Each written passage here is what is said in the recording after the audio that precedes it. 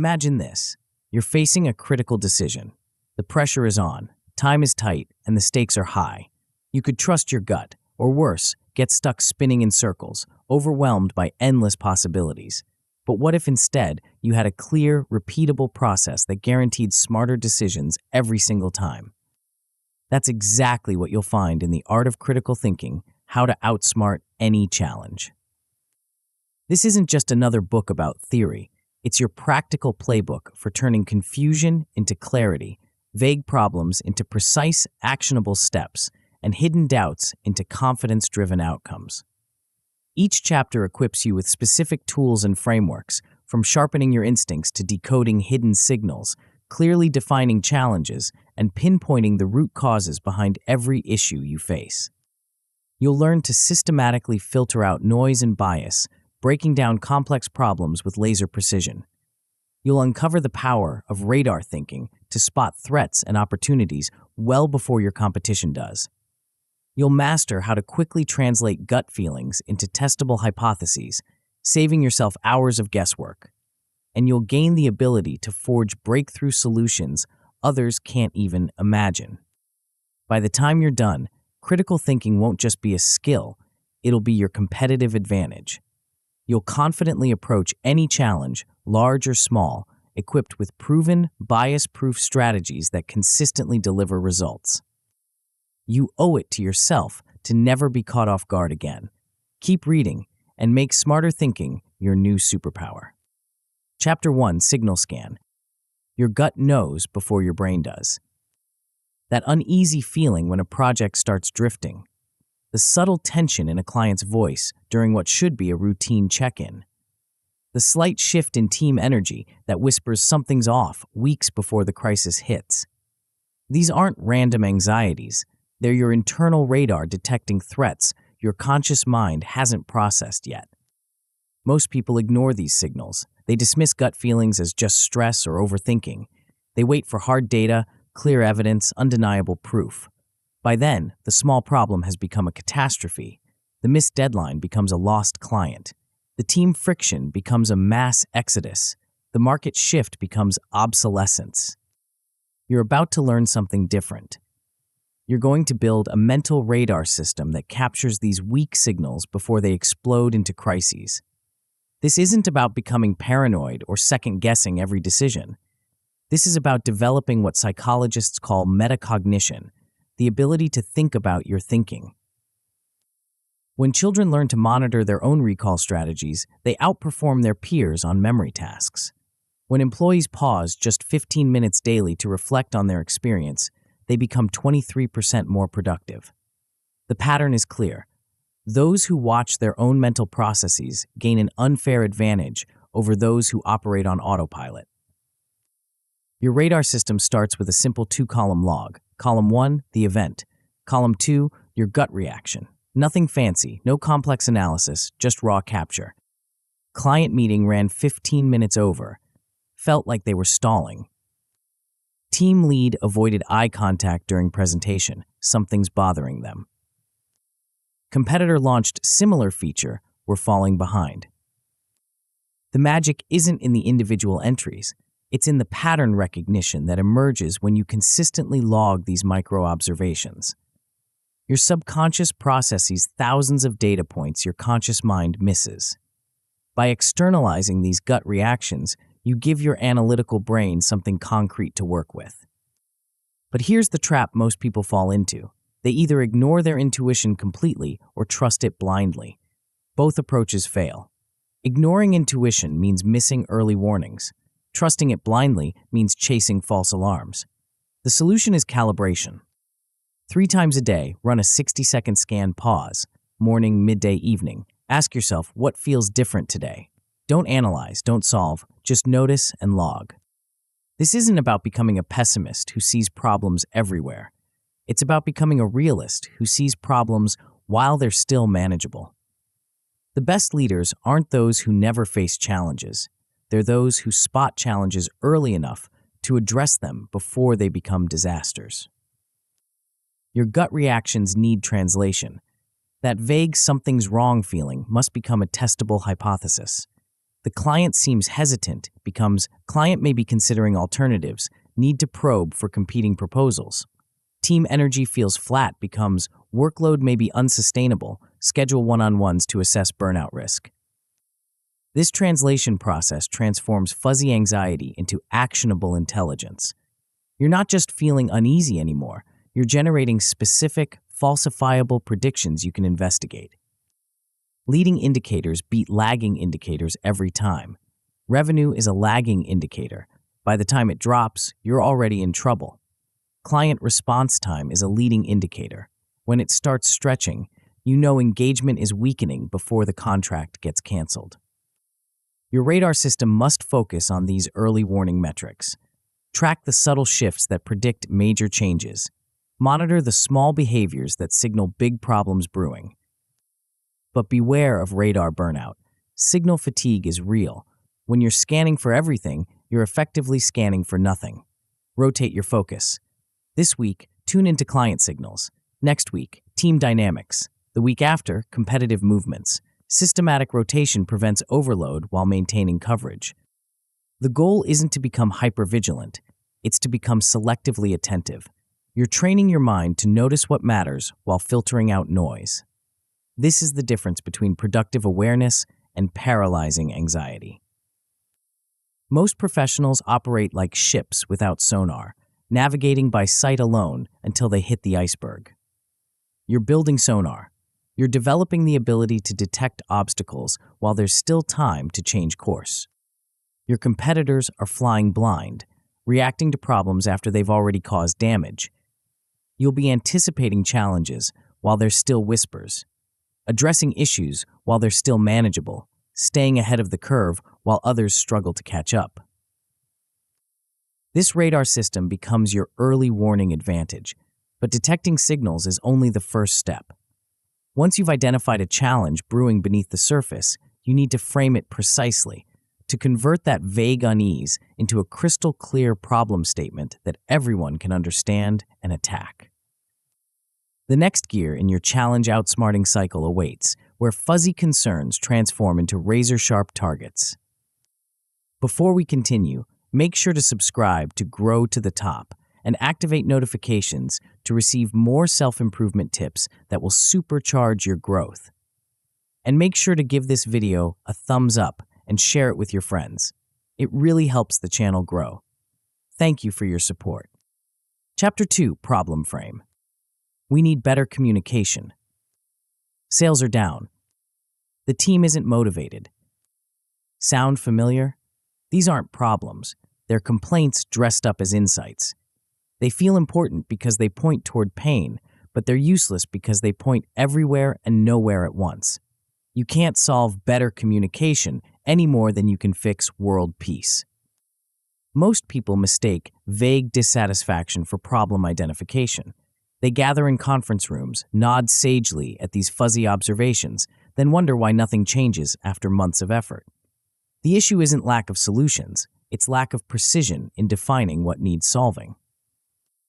Here's what separates elite decision-makers from the perpetually stuck.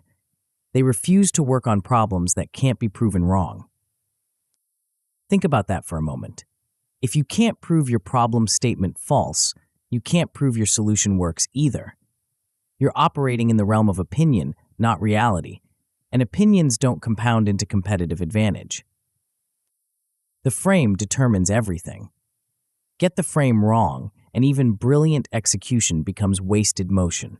Get it right, and mediocre tactics can produce extraordinary results. This is why the second gear of your challenge-outsmarting cycle focuses entirely on converting complaints into statements so sharp they cut through confusion. Your radar system from Chapter 1 detected the signal. Now you need to decode it into something actionable. This isn't about wordsmithing or corporate speak. It's about logical architecture that forces clarity. Start by extracting the verbs and nouns that actually matter. We need better communication contains a hidden assumption that communication exists but lacks quality. But what if the real issue is frequency, not quality?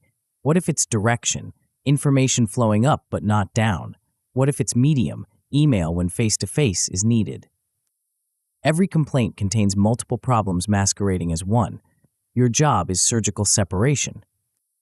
The most powerful reframing tool is deceptively simple: the scope metric time template.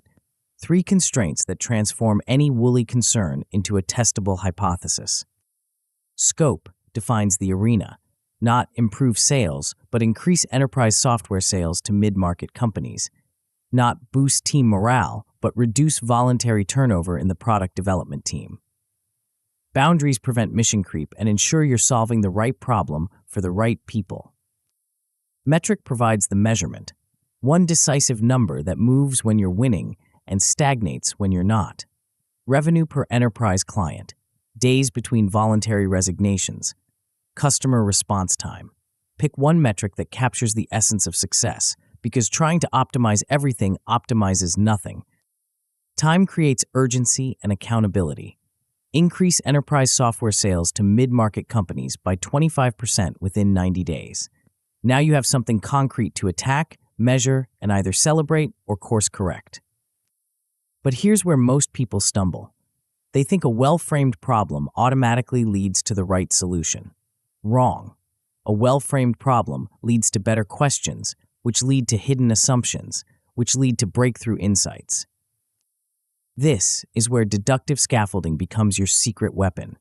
You're building a logical chain from premises everyone accepts to conclusions that reveal what's really happening. If enterprise sales are down, and enterprise clients typically evaluate software for 60 to 90 days, and our sales cycle has stretched to 120 days, then something in our evaluation process is creating friction. The conclusion follows inevitably from the premises. No opinions required. Most people skip this logical construction and jump straight to solutions. They assume they understand the causal chain without testing it. This is why fewer than 10% of people can solve basic logic puzzles without training. We're wired to leap to conclusions, not build bridges to them. The unless test exposes these logical gaps instantly. Sales will improve unless the market has fundamentally shifted. Team motivation will increase unless the core issue is compensation, not recognition. Every unless clause reveals an assumption you haven't validated. Your problem statement must survive this stress test. If adding unless clauses makes you realize you don't actually understand the challenge, you're not ready for solutions yet. You need more scaffolding. The opposite exercise forces even deeper clarity. If your problem is slow decision-making, what would fast decision-making look like specifically? If you can't describe the inverse with precision, you don't understand the original problem well enough to solve it. This isn't academic exercise, it's competitive advantage. While your rivals chase symptoms with generic solutions, you're attacking root causes with surgical precision. While they debate whether their initiatives are working, you're measuring progress against falsifiable criteria. The frame becomes your foundation for everything that follows. Get this right, and the subsequent gears of analysis, ideation, and execution align naturally. Get it wrong, and you'll solve the wrong problem perfectly. Your challenge statement is now sharp enough to cut. But knowing what to solve isn't the same as knowing why it's happening. The next gear takes you beneath the surface, where the real leverage lies, hidden in places most never think to look. Chapter 3: Cause Code. You've identified the problem with surgical precision. Now comes the moment that separates the amateurs from the elite: finding where to strike.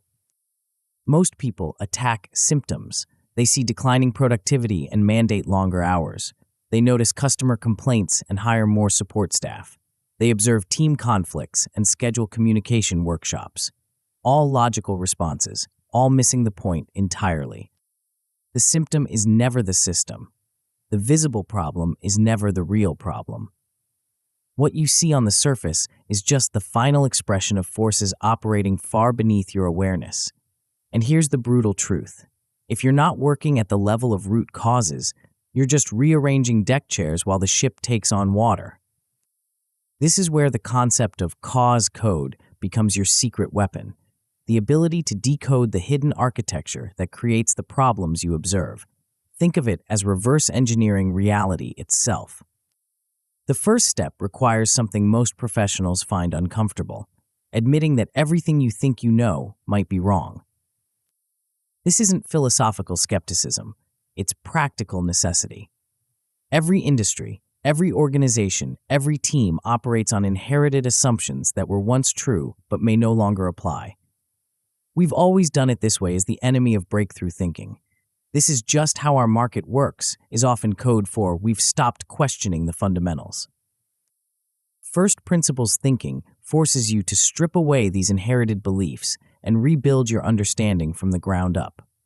Start with what you know to be absolutely true: the immutable physics, mathematics, and constraints that govern your situation.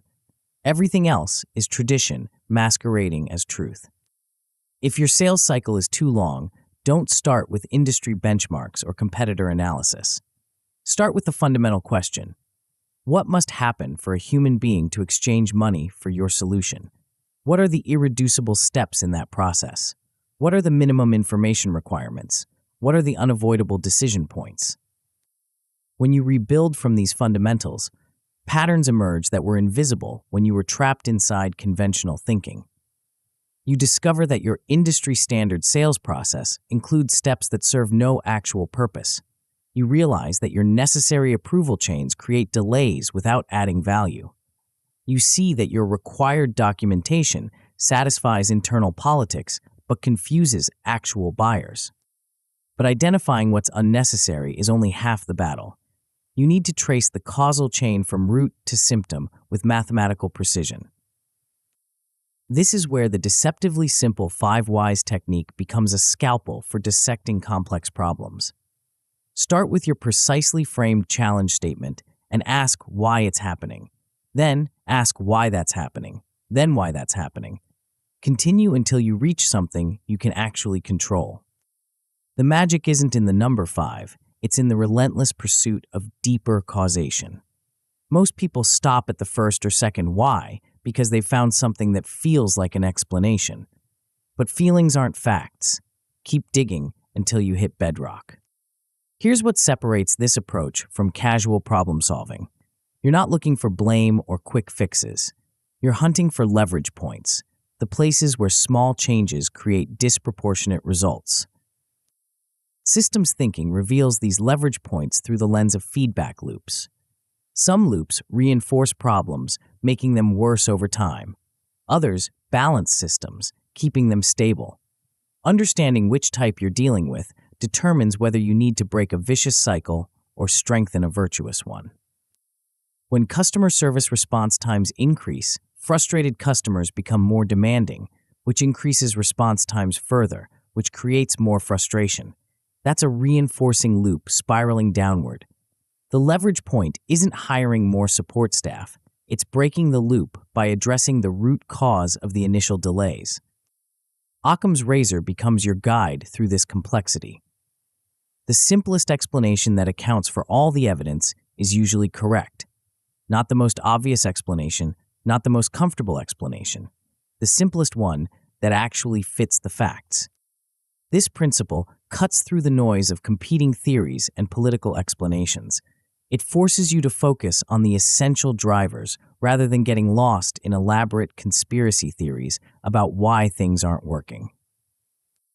But here's where most analysis goes wrong. People mistake correlation for causation and get seduced by loud symptoms that mask quiet causes. The department with the most complaints isn't necessarily the source of the problem. It might just be the most visible victim of upstream failures. The metric that's declining fastest isn't necessarily the most important one to fix. It might be a lagging indicator of decisions made months ago. Your job is to trace these connections backward until you find the original source, the constraint that, if removed, would eliminate multiple downstream problems, the decision point that, if improved, would prevent cascading failures. This is detective work at the highest level. You're not just solving today's problem, you're understanding the system that creates problems so you can prevent them from recurring. Once you've decoded the true cause, you're ready for the most creative part of the entire process. Because knowing why something is broken is just the beginning. The real breakthrough comes when you discover solutions that others can't even imagine. Chapter 4, Idea Forge. You know exactly what's broken and why it's broken. Your competitors are still debating symptoms while you've decoded the root cause with mathematical precision. But here's where most analysis dies, in the valley between understanding and action. Knowing the problem isn't the same as solving it, and conventional solutions, the ones everyone else will try, rarely address unconventional root causes. You need ideas that others can't see, won't consider, or don't have the courage to attempt. This is where the Idea Forge becomes your competitive weapon. Not another brainstorming session where people shout random suggestions. Not another innovation workshop where creativity gets strangled by consensus. This is systematic breakthrough thinking that generates solutions your rivals will never discover. The secret lies in a form of reasoning most people have never heard of, yet use unconsciously every day. When you walk into a room and notice something feels different, when you sense a shift in team dynamics before anyone says a word, when you detect opportunity in seemingly unrelated events, you're using abductive reasoning. Unlike deductive logic that moves from general rules to specific conclusions, or inductive reasoning that builds patterns from repeated observations, abductive thinking starts with surprising facts and works backward to the best possible explanation. It's the logic of discovery, the reasoning of detectives and innovators. Here's why this matters for solution generation. Every breakthrough begins with someone noticing something that doesn't fit the expected pattern. The surprising fact that makes others scratch their heads becomes your launching point for unconventional solutions. When customer complaints increase, but satisfaction scores remain stable, that's a surprising fact. When productivity drops during your busiest season, that's worth investigating. When your most expensive solution sells faster than your budget option, conventional wisdom breaks down. Most people dismiss these anomalies or try to explain them away. You're going to mine them for breakthrough insights. Start by collecting these surprising facts from your root cause analysis. Then generate multiple explanations for each one. Don't judge, don't filter, just create candidate hypotheses that could account for what you're observing. The customer complaints might increase while satisfaction stays stable because complaints are coming from a different segment than your satisfaction surveys reach. Or because the complaint process has become easier while the survey process hasn't changed. Or because satisfied customers are becoming more vocal about minor issues as their expectations rise. Each explanation points toward a different solution. Each solution addresses the problem from an angle your competitors won't consider because they never noticed the surprising fact in the first place. But abductive reasoning is just the beginning. The most powerful solution generation technique is also the most counterintuitive, designing for failure. While everyone else asks, how do we succeed? You're going to ask, how do we guarantee catastrophic failure? This inversion technique forces you to think about the problem from the opposite direction, revealing solution paths that forward thinking misses entirely. If you want to guarantee that your sales process fails spectacularly, you might make it as complex as possible, require multiple unnecessary approvals, provide conflicting information at each stage, and ensure no one can make decisions without consulting someone who's never available. Now flip each failure factor into protective design principle. Simplify ruthlessly, eliminate approval bottlenecks, provide consistent information, empower decision makers at every level. This isn't just theoretical exercise, it's practical solution architecture. By reverse engineering failure, you discover success strategies that feel obvious in retrospect, but were invisible when approaching the problem conventionally. The inversion technique also reveals hidden assumptions about what's possible. When you're designing for failure, you naturally think beyond current constraints. You imagine scenarios that couldn't happen within your existing systems, which points towards system changes that could unlock breakthrough performance. Once you've generated multiple solution candidates through abductive reasoning and inversion thinking, you need a reality filter. Not every creative idea deserves resource investment. Some brilliant insights are brilliant precisely because they're impossible. This is where Fermi estimation becomes your sanity check. Named after the physicist who could estimate anything from the number of piano tuners in Chicago to the energy output of atomic bombs, this technique lets you test feasibility with back-of-envelope math. Pick the 2 or 3 factors that most determine whether your solution could work. Estimate the order of magnitude for each. Multiply them together. If the result is wildly unrealistic, park the idea for future consideration. If it's in the ballpark of possibility, you've got a candidate worth developing.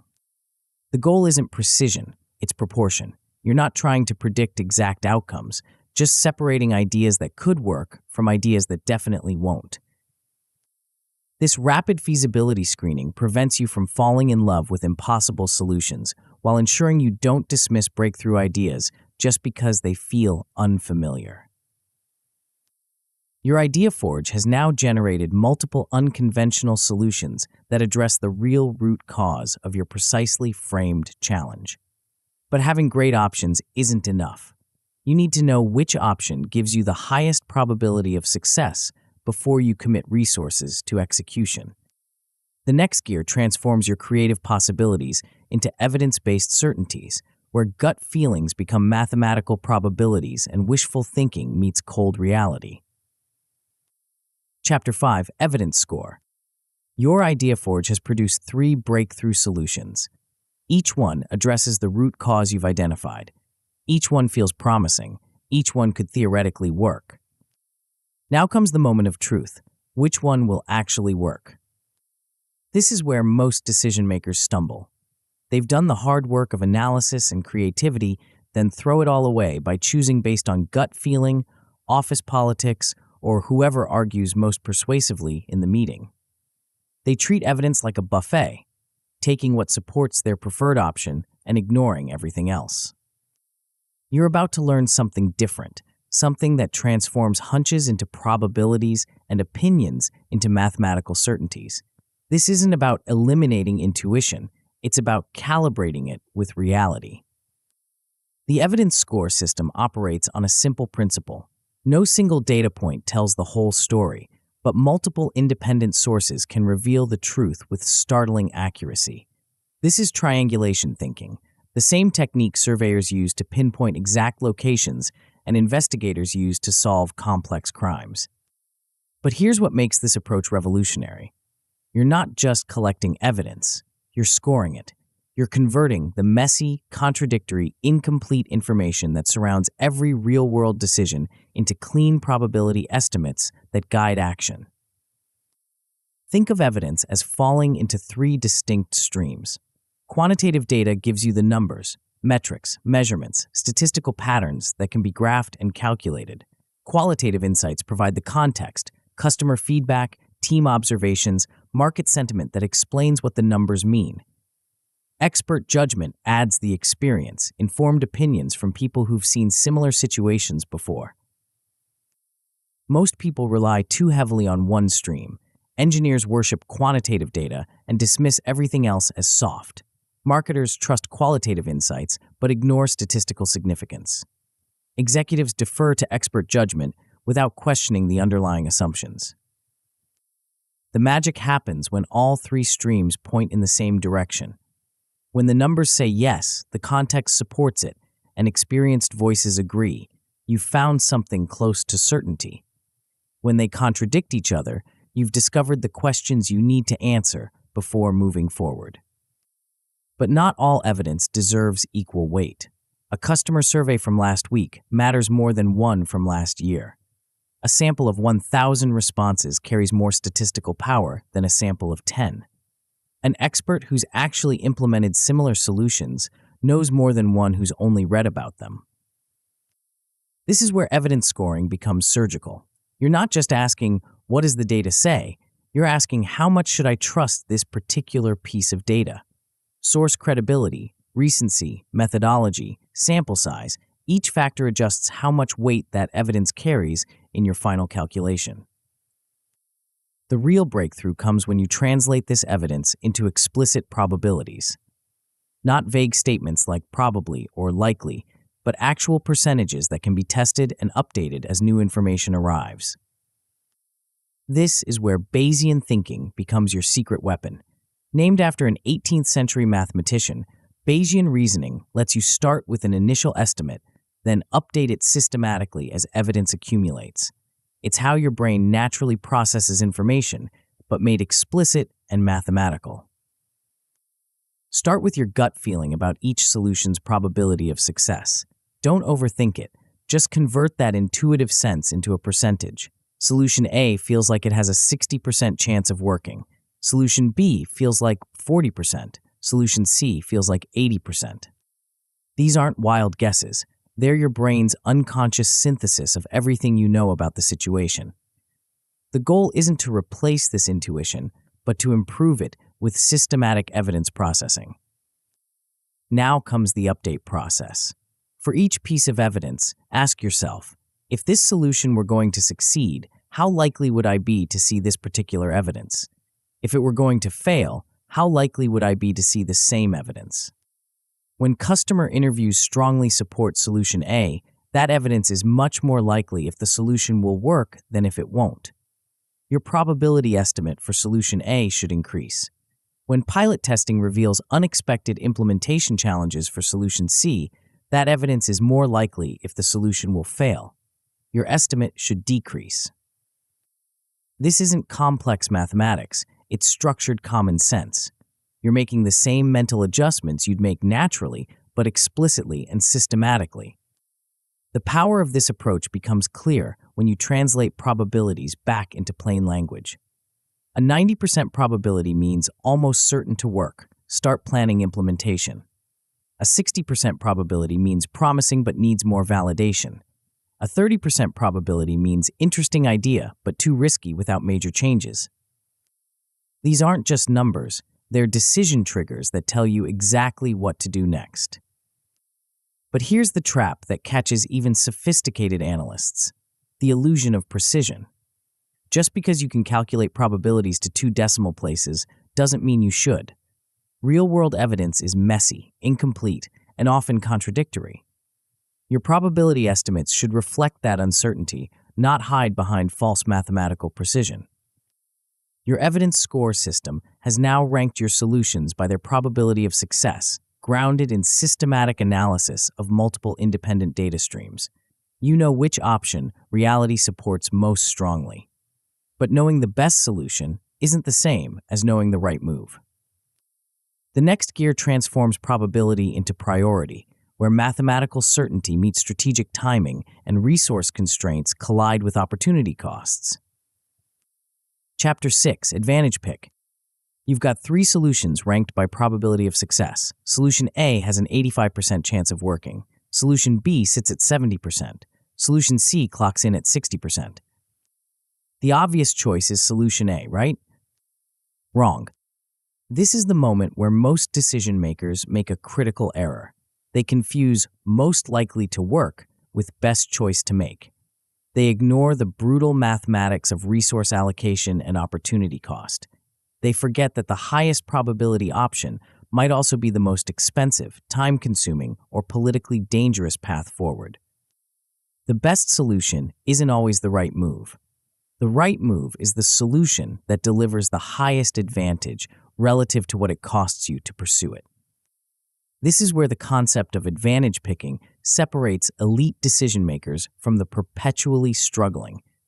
You're not just choosing what to do, you're choosing what to do first, with limited resources, in a competitive environment where timing matters as much as correctness. Think of it this way.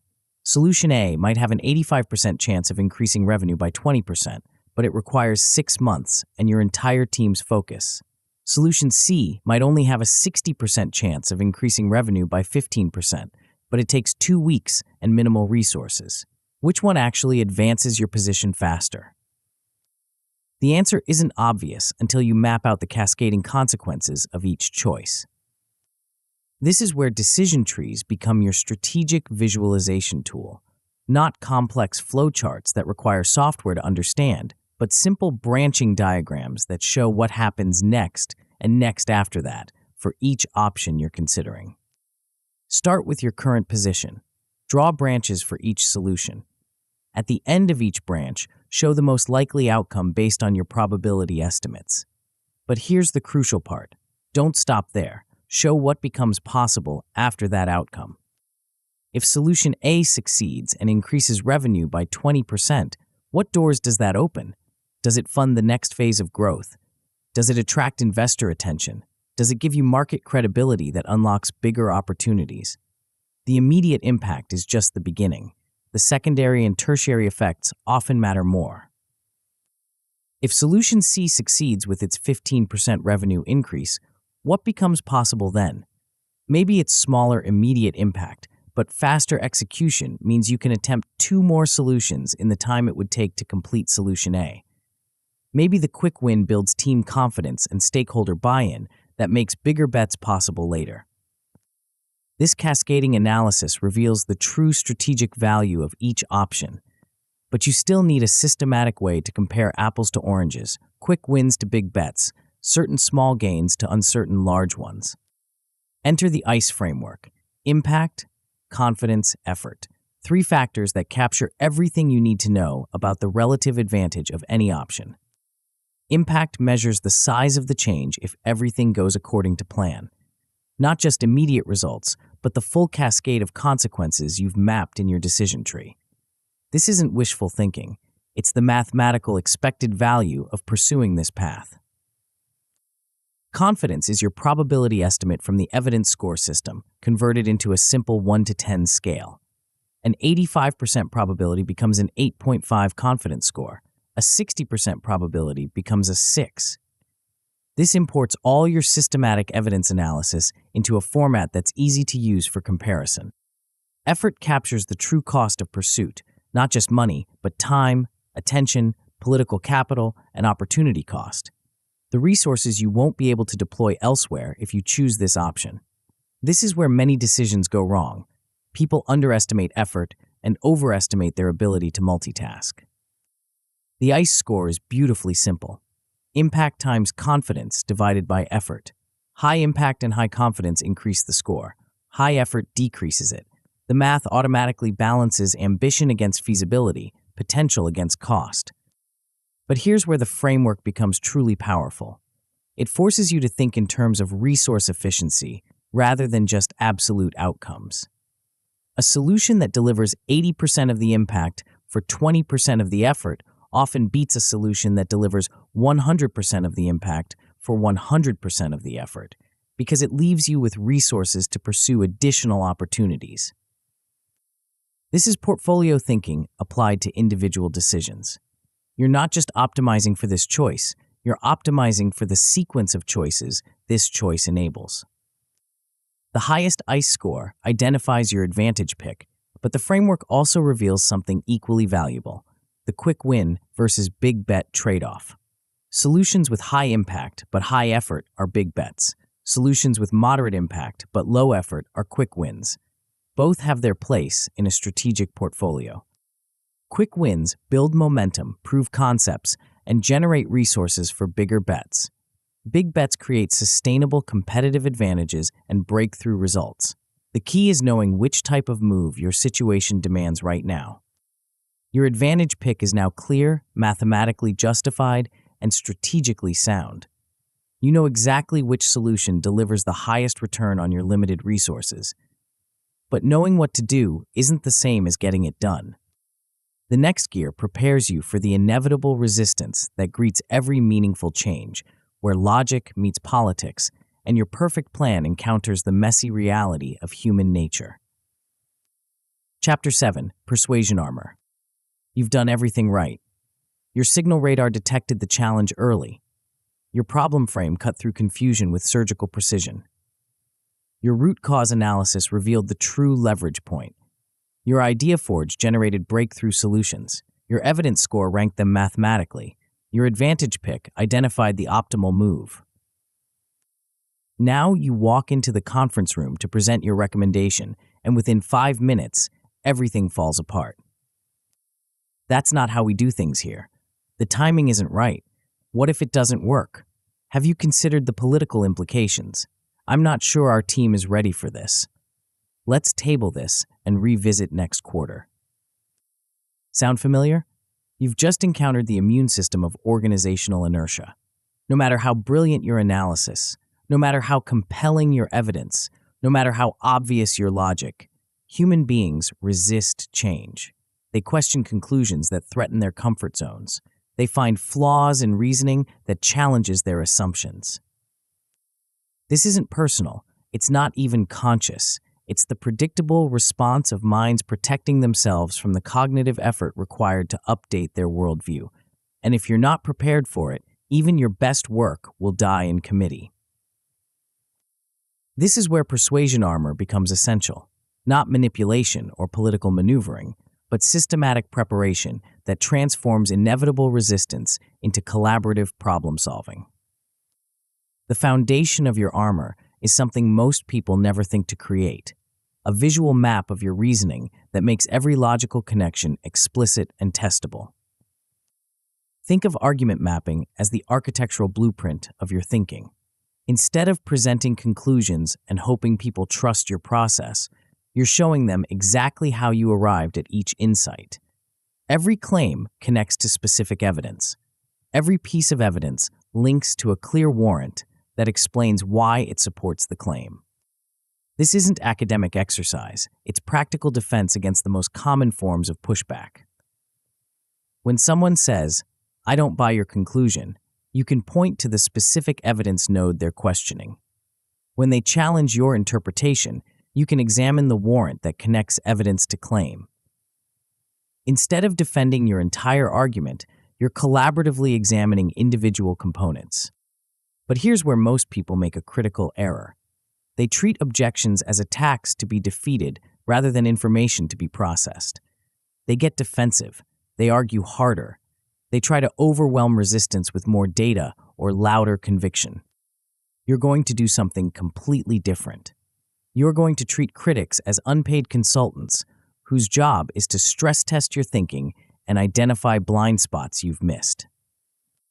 This is the power of Socratic engagement, turning adversaries into allies by channeling their skepticism into collaborative investigation. Instead of defending your position, you're inviting them to help you strengthen it. When someone objects to your timeline, don't explain why you're right. Ask what they've observed that makes them concerned about timing. When they question your resource estimates, explore what factors they think you might have overlooked. When they worry about implementation challenges, investigate what similar situations they've seen go wrong. This approach does something remarkable. It transforms the emotional dynamic from confrontation to collaboration. People stop trying to poke holes in your argument and start trying to help you build a better one. They shift from protecting their existing beliefs to exploring new possibilities. But Socratic questioning only works if you've genuinely prepared for it. You need to anticipate the most likely objections and have thoughtful responses ready, not defensive rebuttals, but curious explorations of the underlying concerns. This is where preemptive gap analysis becomes crucial. Before you present anything, run a systematic sweep for missing data, weak logical connections, and unsupported assumptions. Ask yourself, where would a smart skeptic attack this reasoning? What evidence would strengthen the weakest links? What alternative explanations haven't you considered? The goal isn't to eliminate all uncertainty. That's impossible in real-world decisions. The goal is to acknowledge uncertainty explicitly and show how you've accounted for it in your analysis. People trust leaders who admit what they don't know much more than those who pretend to have all the answers. Your argument map provides the logical structure, but humans don't make decisions purely on logic. They need emotional connection, narrative context, and personal stakes to motivate action. This is where story overlay becomes essential. Craft a 1-minute narrative that captures the human drama behind your analysis. Start with the challenge that triggered your investigation. Show the journey of discovery that led to your insights. End with the transformation that becomes possible if you act on what you've learned. This isn't manipulation, it's translation. You're converting analytical insights into human language that connects with how people actually process information and make decisions. When pushback inevitably comes, your armor is ready. You can categorize objections into three types: data challenges that question your evidence, logic challenges that attack your reasoning, and emotional challenges that resist the implications of change. Each type requires a different response strategy, but all benefit from the same fundamental approach: curiosity instead of defensiveness, collaboration instead of confrontation, and systematic exploration instead of heated argument. Your persuasion armor has now transformed potential resistance into collaborative refinement. But even the most compelling logic and skillful engagement can't protect against the hidden enemy that sabotages more good decisions than all external opposition combined. Chapter 8: Bias Block. You've survived the conference room. Your persuasion armor deflected every objection. Stakeholders are nodding. Resources are allocated.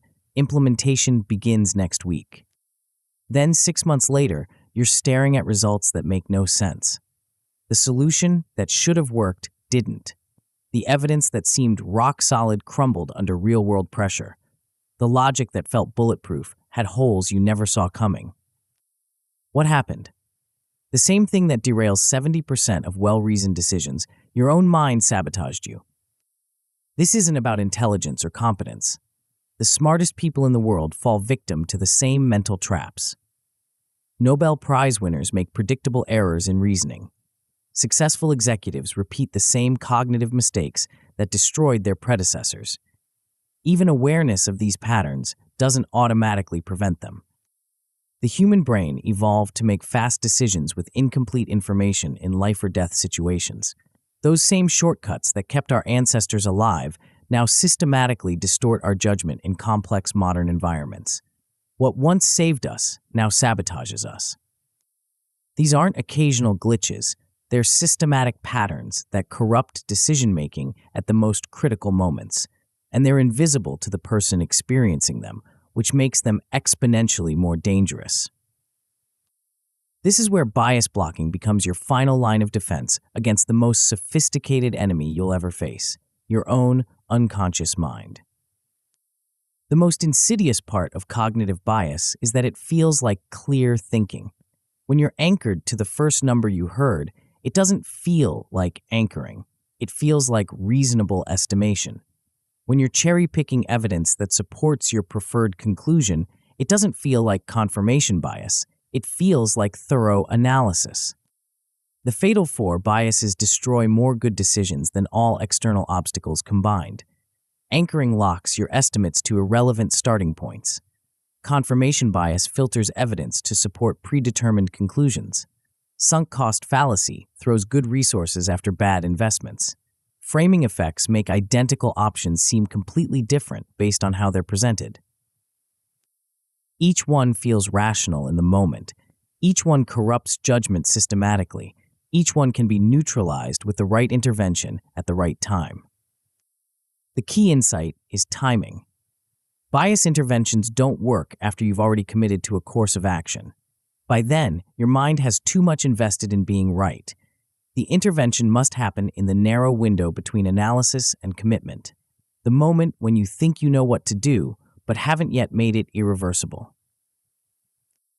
This is where the 90-second DBS checklist becomes your cognitive circuit breaker. 5 simple questions that interrupt the momentum toward commitment and force explicit consideration of the most common judgment errors. Am I anchored to an irrelevant number?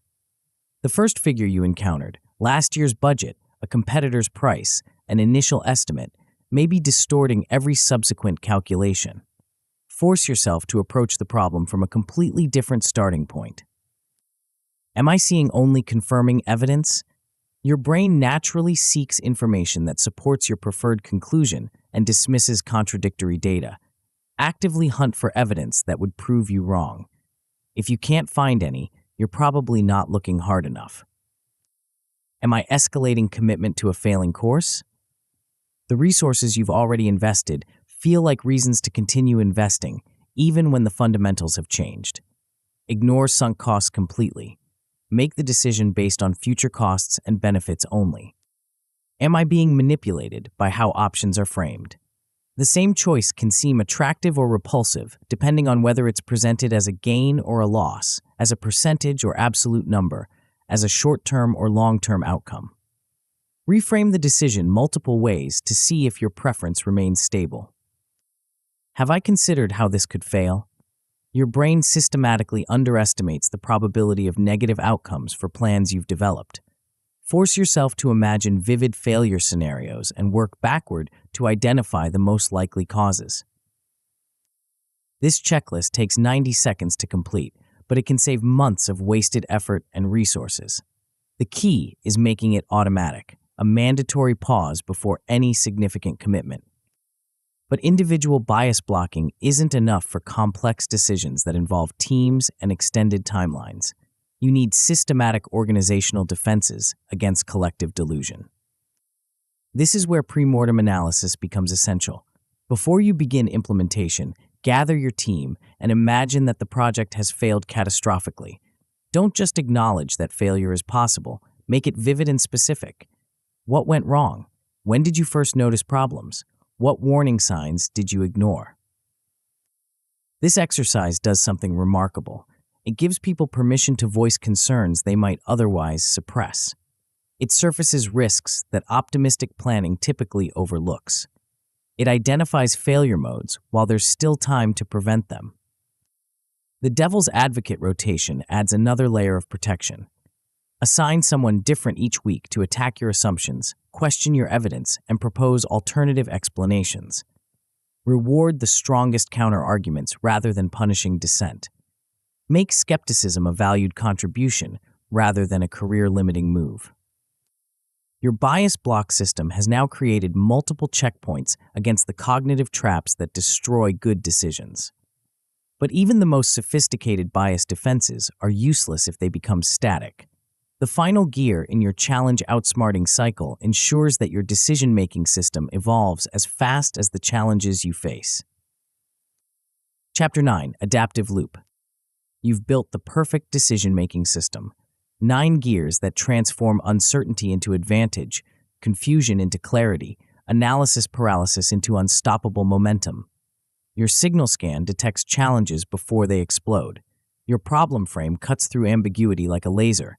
Your cause code reveals leverage points others miss entirely. But here's the uncomfortable truth. Perfection is the enemy of survival.